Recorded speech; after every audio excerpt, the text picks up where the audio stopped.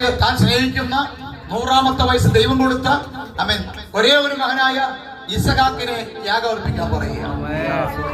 എന്നാൽ യാഗത്തിൽ അബ്രഹാം ചെയ്തു മകനെ കെട്ടിക്കിടത്തി വാളെടുത്ത് അവന്റെ കഴുത്തിന് നേരെ ഓങ്ങുവാനായി ഇങ്ങനെ വെട്ടുവാനായി ശ്രമിക്കുമ്പോൾ പെട്ടെന്നൊരു അശ്വരീയുണ്ടായി.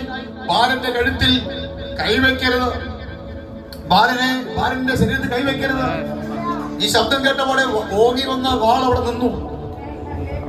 അവൻ വീണ്ടും നോക്കിയപ്പോൾ തൊട്ട് പുറകിലായിട്ട് ഒരു ആട്ടുകൊറ്റൻ കുരുക്കിൽപ്പെട്ട് കിടക്കുക. എന്ന് പറഞ്ഞാൽ ആ പഴയ നിയമത്തിൽ ആട്ടുകൊറ്റനെയും കുറുപ്രാവിനെയും ഒക്കെയാണ് യാഗം അർപ്പിക്കാൻ കൊണ്ടുപോകുന്നത്.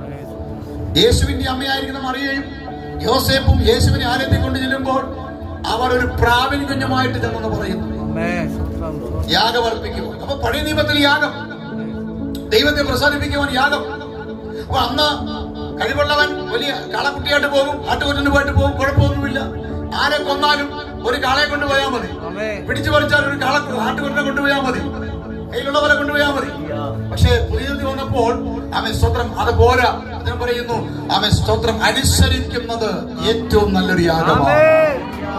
ഇന്ന് പകൽ ദൈവത്തിന്റെ വചനം അനുസരിക്കാൻ തയ്യാറാക്, ദൈവത്തിന്റെ വചനം അനുസരിക്കാൻ തയ്യാറാക്. നീ യാഗമർപ്പിക്കുകയാണ്, ഏതൊരു പുരോഹിതനെ പോലെയും നീ യാഗമർപ്പിക്കുകയാണ്. യാഗത്തിന്റെ മേൽ ദൈവം പ്രസാദിക്കുമെന്ന്. അങ്ങനെയെങ്കിൽ അനുസരിക്കുന്ന ഒരു സ്വഭാവം ഇന്നു മുതൽ വളർത്തിയെടുക്കുക.